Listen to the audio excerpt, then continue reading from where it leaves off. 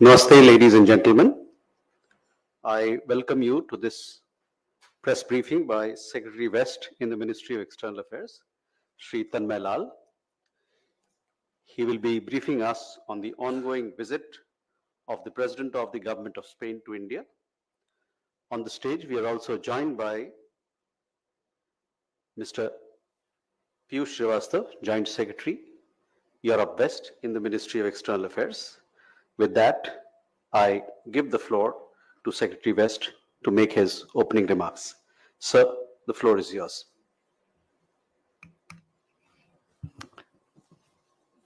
Thank you, Randeep. Well, as you would have noted, this has been a landmark visit, the visit of the President of the Government of Spain, His Excellency Pedro Sanchez. This is first by a President of Spain in nearly 2 decades. He is visiting India at the invitation of Honorable Prime Minister Narendra Modi. He's accompanied by his wife, Her Excellency Ms. Begonia Gomez, and also 2 ministers from Spanish government. The Minister of Industry and Tourism, His Excellency Jordi Hereu Boher,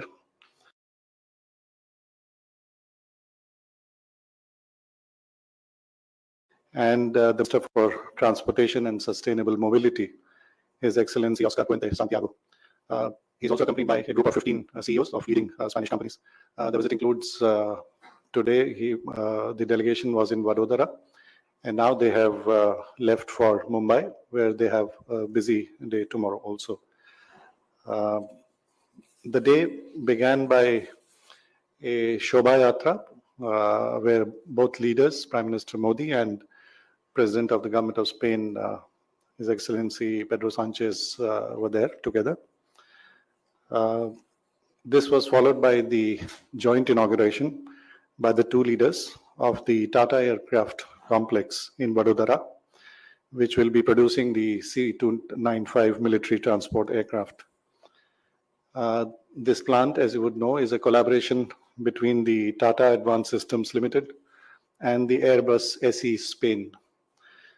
You may recall that the foundation stone for the plant had been laid only 2 years ago by Prime Minister Modi, and today the inauguration of the plant was done. The 2 leaders toured the factory and witnessed some of the state-of-the-art facilities which have been established there. They also visited an exhibition of the various components that are being made in India by a large number of vendors, mostly SMEs. This has been an example of industrial and manufacturing collaboration between India and Spain in the defense sector, which is really giving a boost to the Make in India campaign and the Atmanirbhar Bharat campaign, especially in the defense sector. The joint inauguration was followed by delegation level talks, which were held at the Lakshmi Vilas Palace. The 2 leaders discussed the entire range of bilateral engagements, as well as global issues of mutual interest and concern, including Ukraine and West Asia. This was followed by a banquet lunch that was hosted by Prime Minister Modi. And the 2 leaders also met the group of 15 CEOs representing leading Spanish companies. And President Sanchez has since left for Mumbai. In Mumbai tomorrow, he will be addressing the India-Spain Business Summit along with the Honorable Minister for Road Transport and Highways, Shri Nitin Gadkari. The business summit is being organized by CII and DPIIT, along with the ISEX, which is the trade and investment body from Spain.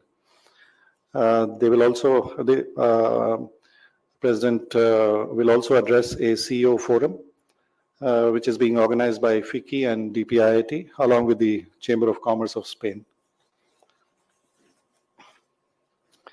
The program also includes the fourth India-Spain Forum, which will be held jointly organized by the ORF and the Spain-India Council Foundation. Honorable Governor of Maharashtra, Shri C.P. Radhakrishnan, will call on the President and host a lunch in his honor. In the evening, an interaction is expected with the stakeholders from IT and film industry.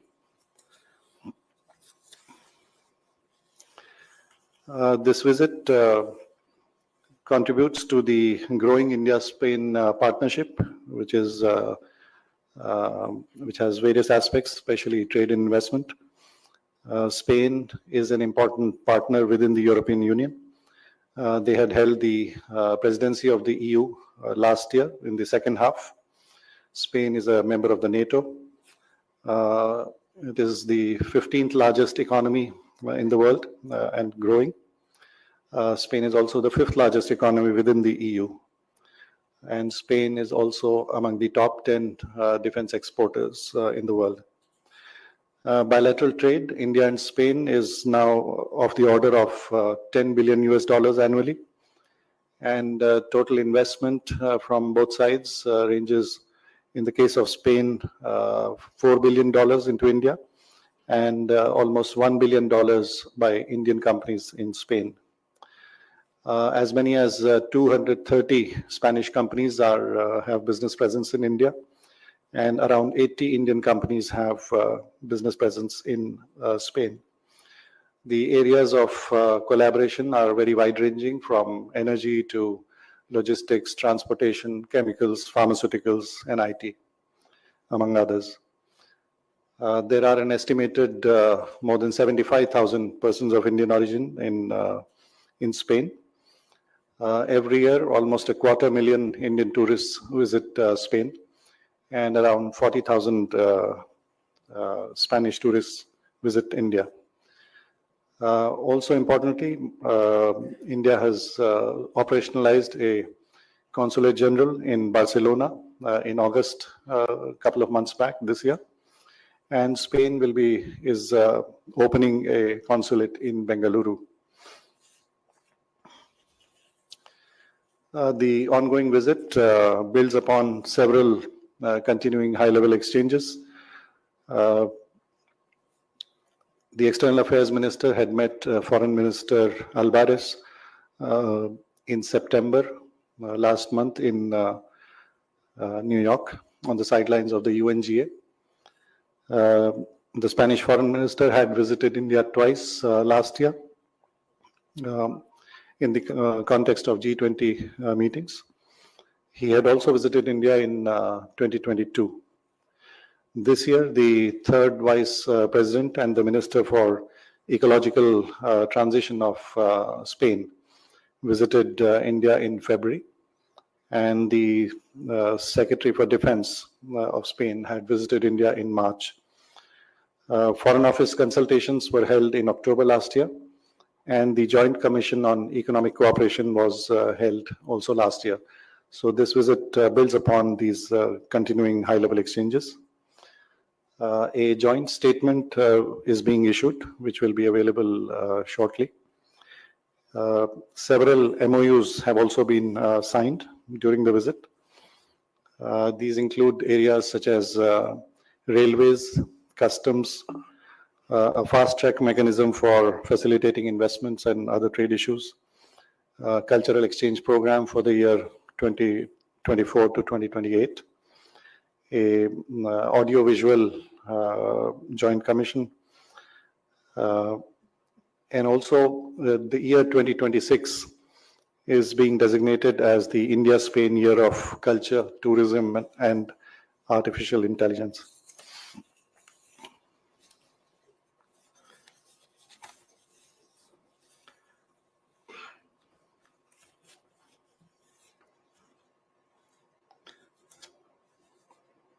I think we can take questions.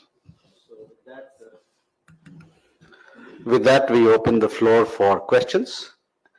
When you ask a question, please do take your name and the organization that you come from, so that we take note of you. Hi, sir. Please. Hi, sir. This is Vishu from ANI. Just wanted to know, India and EU are also negotiating FTA. So, was there any discussion during the talks regarding FTA? Okay. Meghna? Sir, I'm Meghna Dev from DD News. Sir, the 2026 will be designated, as you said, the year for India, Spain, tourism, culture, and AI. What kind of events can we expect? Are these all events going to be held in India or in Spain, or how is the whole structure of the year that will be celebrating this? Okay. Please. Here. Hi, this is Tushar from Times of India. Can you just give us a bit more specifics about the MOUs, that were signed? Or if there is any amount involved, how much amount is supposed to be invested? Any specifics? Okay. So we have 3 questions, so if you can take those first.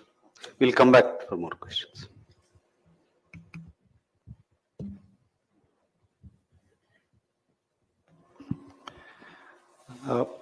As you are aware, the negotiations on an FTA and investment agreement between India and the European Union are ongoing. And this is an issue which is of interest to both sides, including India and Spain. And both are, wanting an early and ambitious agreement to be finalized, which will be of interest for both sides. So yes, this is both sides are interested in ambitious and meaningful FTA agreement. The year 2026, of course, this will showcase the cultural and civilizational heritage of both sides in various forms, ranging from art, music, films, and many other cultural aspects. Both countries have very long cultural heritage and traditions. There are also the city of Valladolid and Ahmedabad have a twinning arrangement. The Spanish language is popular here. Indian films and yoga and Indian cuisine are also popular in Spain. And as I had mentioned, Spain is a very popular destination for India, and also in the other direction also. The number of tourists from Spain to India is increasing. So this whole year will celebrate all these aspects by holding various exhibitions, seminar, performances in both countries. So it will be really a rich cultural agenda for that year between our two countries.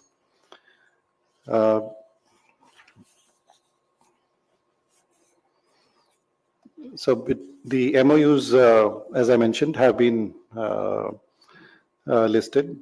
In terms of the investments, etc., as you know, the highlight of this visit has been the joint inauguration of the C-295 aircraft, which is really a milestone.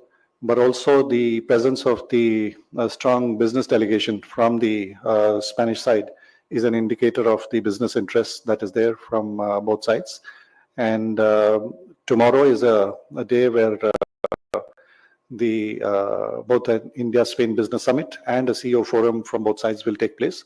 And I'm sure you will come to know of the various developments that occur in this regard in terms of investment and other proposals. So just to add, Tushar, you will have the list of all the MOUs shortly as we finish this press briefing on our website.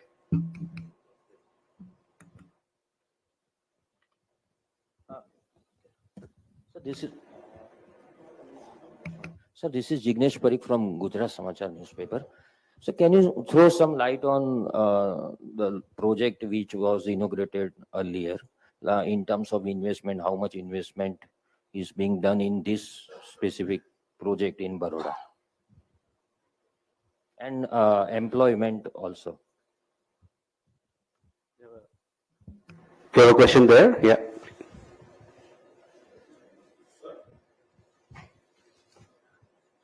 So, this side. Sir, Siddharth Pandya from the PTI, sir. So you just mentioned a bit about Ukraine. Could you just elaborate on that? What kind of talks had taken place? And secondly, just a small question regarding this. How do these MOU align with India's broader strategic objectives, particularly in context of Indo-Pacific region? Okay. We have a question there. Yeah. Myself, Sheetal Parmar. I am from State Information Department. My question is, as you have said that this event is a landmark event for India, how business opportunity will increase after this event in India? ठीक है. Sir.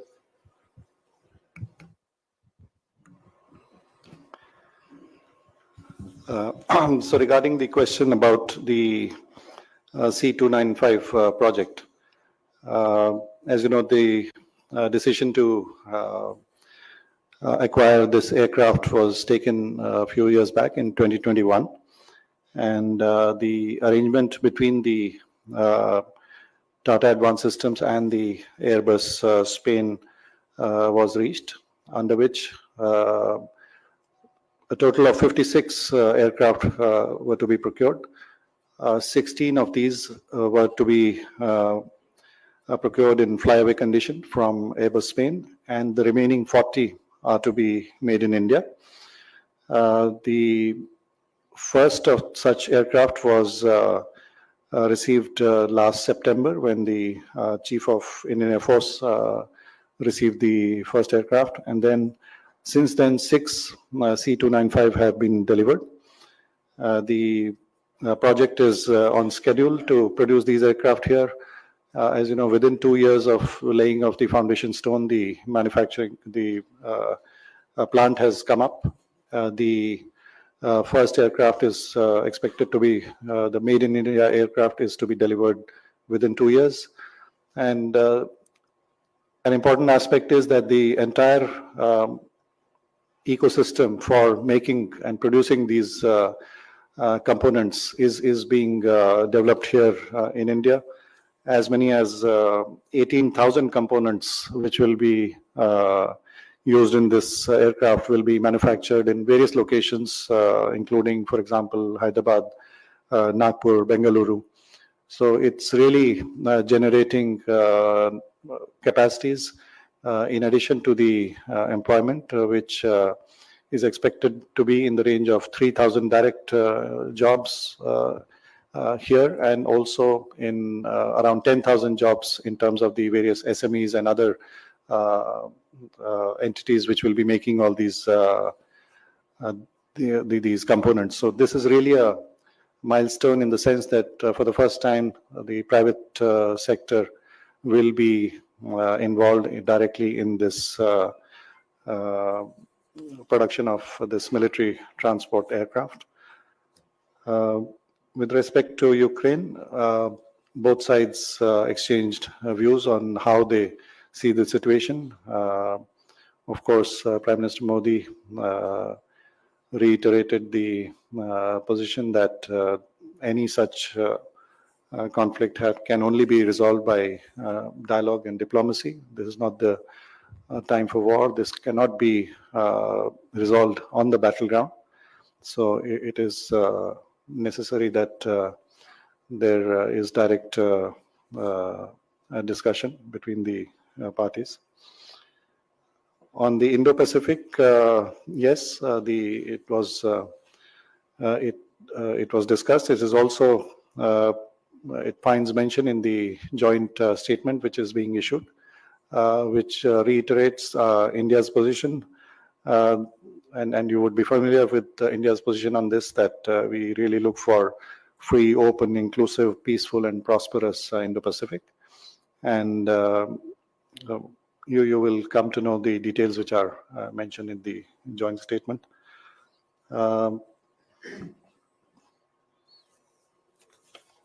In terms of business opportunities, I think there are a number of areas in which Spanish companies are active in India and also in Gujarat. In fact, in Gujarat, in automotive sector, in pharmaceuticals, chemicals, and logistics. And in that context, it is interesting to note that the Gati Shakti University that has come up in Gujarat, which really is one of its kind by focusing on logistics and transportation sectors.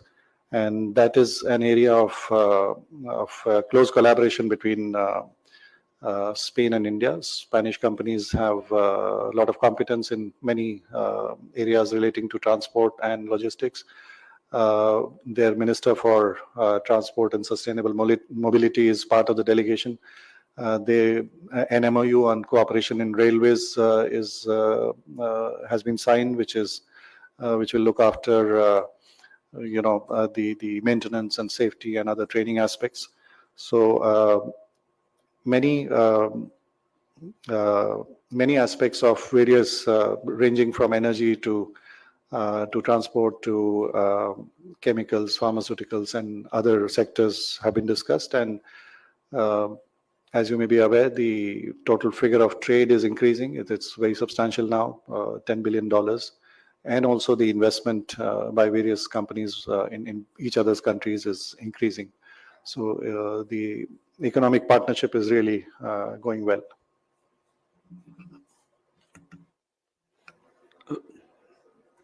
You have a question? Meghna?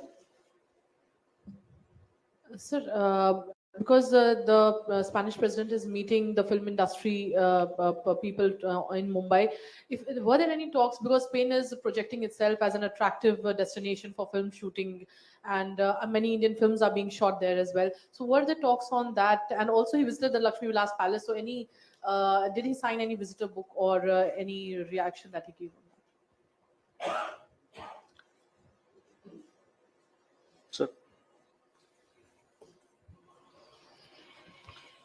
Well, yes, film sector is an area of ongoing interest with various stakeholders. And as you are aware, some of prominent films, Indian films, have been shot in Spain. There is also an MOU on audiovisual sector has been signed.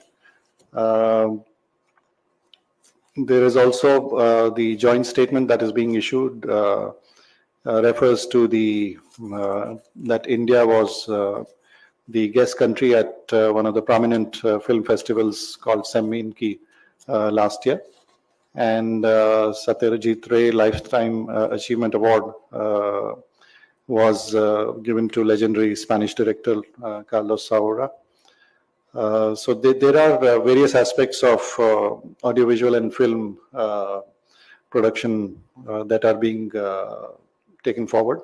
And tomorrow the visit will hopefully produce more such avenues of collaboration. So this is an area of interest.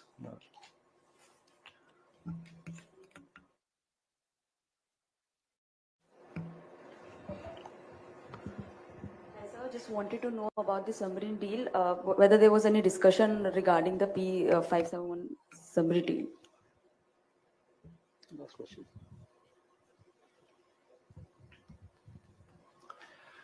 Well, defense cooperation is an area of interest for both sides, and at this stage, I would not like to say anything more on this.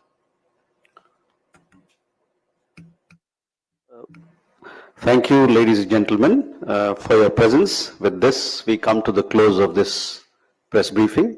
Thank you for your participation, and we look forward. Please be in touch with us for more updates on this ongoing visit of President Sanchez. Thank you very much.